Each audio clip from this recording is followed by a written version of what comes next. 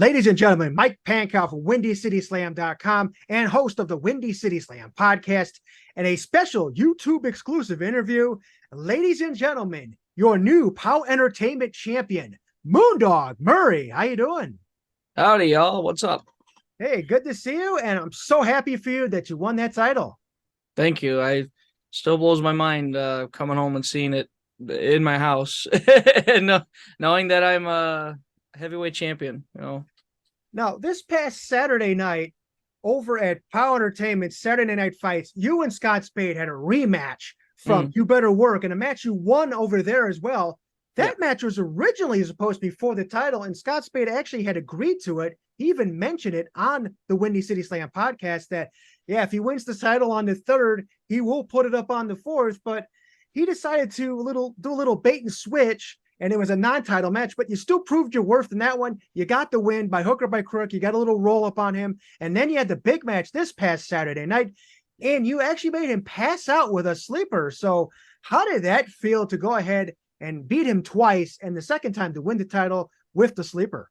It was emotional. It was very emotional because when you passed out, that's when the waterworks came, and when they gave me when the ref came over to me with the belt, it was just like, oh my God. And then the entire locker room pours out to join in. And I think the crowd was like, wait, what?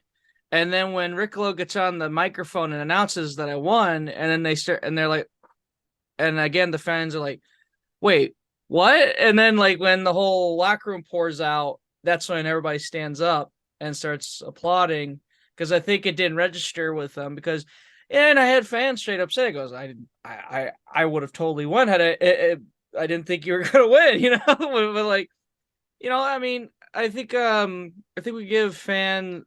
we should be giving fans a little more credit, because they understand like settings and timings and such. So I would assume some people probably went, oh, I'll go to the Fox Lake show because they perceive it as maybe the bigger show or whatever compared to the T-Wood shows. But you never know what could happen. You got to go to every show. This is a current example. You never know what could happen. And what happened was I won the championship, and it's my first ever title in wrestling. Yeah, I mean, I saw the video, and I think it was at first kind of a state of shock with the crowd, and then Riccolo made the announcement, and then you saw Trog running and Mateo running, and it was like, now people are kind of like, oh my God, this actually happened, and they just realized it. Yep, exactly. Kind of crazy. I think it would have been a little bit of a different reaction at You Better Work had you won the title that day, because that crowd was so into it and driven into seeing certain people, especially Moondog, you and like Mateo and Effie that day do well. I mean, absolutely. Yeah. But it like I said, Spade did the bait and switch, so it didn't happen, but we still got the victory, and it still got a pretty good loud reaction when, again, the crowd realized, oh, he beat him. He actually got him. And it led to this past weekend at T-Woods, and it led to me winning the title. So at the end of the day, it all worked out, I'd say. And you got a lot of things in the works coming up over the next couple of weeks, too.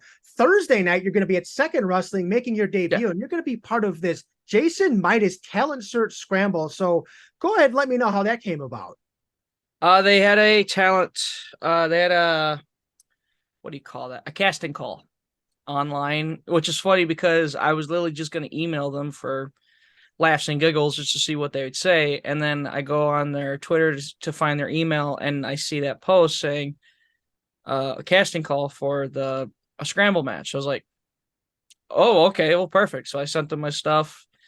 They got back to me. I followed up with them, and they said, all right, you're on. And I was like, no, okay, cool. So I scored the gig and went from there.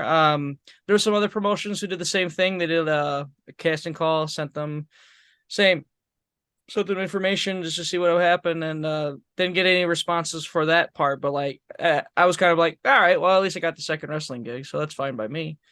It was the Rhino seminar at CSW where Rhino was talking about something I took from that was he goes, just like I think someone asked him, when's the appropriate time to, message promoters, email people, send in your stuff. And he goes, just send in your stuff. He goes, don't wait for the perfect time because the perfect time may never come. Like, not saying that there isn't a perfect time, but just send in your stuff. Just constantly send in your stuff and just go from there. He goes, don't wait for that new flashy gear. Just send in your stuff. And like, he really hammered it in. So I was like, okay. So after that seminar, I messaged places in California, I messaged places here, places there. And again, the Second Wrestling thing was like, I immediately thought of the seminar. I'm like, nah, okay, let's message Second Wrestling, see what happens. And then once again, like I said, I saw that they were actually having a casting call anyway. So I was like, so the whole perfect timing thing, it kind of circles back. Like, oh, there is some times where it's the perfect timing. So, but definitely, it's really encouraging, and I think any wrestler that wants to get out there and try new promotions, just know it goes 9 times out of 10, you're not going to get a response. But like, when you do get a response, it's enough, even if it's a no, it's enough to be like, oh, okay. And it motivates you to try and keep reaching out, and I think that's so imperative because like the only way to get better and improve is to wrestle in front of different places, different promotions, this, that, and the other. But I'm just rambling at this point. But yeah. Yeah, that's Second Wrestling. The show is called Prevail. It's Thursday night, July the 20th at Home Kitchen and Lounge at Arlington Heights. Bell time is 7 p.m. And Moondog Murray will be part of the Jason Midas Scramble Talent Search with Anakin Murphy, Solomon Tupu, Matt Honey, and Tim Bosby. So that'll be an exciting show. And speaking of CSW, which you mentioned a little bit ago, Chicago Star Wrestling on Friday night, July the 21st, presents In the Heat of the Night back at the American Legion in Franklin Park at 7:30 p.m. And Moondog Murray, you're going to be part of a trios match with your partners Cody James and Adam Stallion against the Hate Keepers of Shane Hollister, Jay Marston, and Shane Boucher. So what's it like to be fighting with those Hate Keepers? I know they've been wreaking havoc the last few months in CSW. I was expecting it because eventually it bleeds over, right? Because like everybody's been fighting the Hate Keepers and such. So about time that I get in the ring and tussle with them. I got to do it when I teamed with Joey, but of course, having a little too much to drink during the drink off with Miller affected that performance a bit. So getting a second chance at that in a way. I got to pop Jay Marston in the face the last CSW show when I made the run in when they were attacking Cody. So I'm sure Marston's going to want to get me back for that. But we're going to find out this Friday when me, Stallion, and Cody James get in the ring with them. And then next Friday, I'm going to be a big part of this event as well. July the 28th, over at the Tinley Park Convention Center, it's WAW North America, and they're presenting A Night to Remember. Bell time is 7 o'clock for that event. This is going to be a really stacked show. You got Sweet Saraya Knight, you got Tom Latimer, you got the NWA Women's Champion Camille, Scott Spade, Mustang Mike, POWW. So many great talents on this show. And you on this show will be taking on the Hawaiian Hitman, Koa Laxamana, and this match is going to knock it out of the ballpark, I think. Absolutely. I am looking forward to fighting Koa. That one was another funny thing was Chaz Moretti shared the flyer for that show, and I messaged Chaz, like I said, hey, who runs this? So I can help with ring crew. And Chaz like, oh, I do. I'm like, oh, can I help with ring crew? He goes, absolutely. Next day he messaged me, he goes, hey man, I'm going to find you a spot in the show because you just messaged me and asking for ring crew, just to help with ring crew, which I was. I figured, help with ring crew and go from there. So he's like, I really appreciate that. So I'm going to find you a spot. And then, ta-da, here I am, facing Koa. I know there's been some card changes, though. I was originally supposed to do something else, but honestly, I think this is a pretty good plan B, this match with Koa. And I think me and Koa are definitely going to tear it up as best we can. Yeah, over the last year or so, Koa has been tearing it up. Yeah.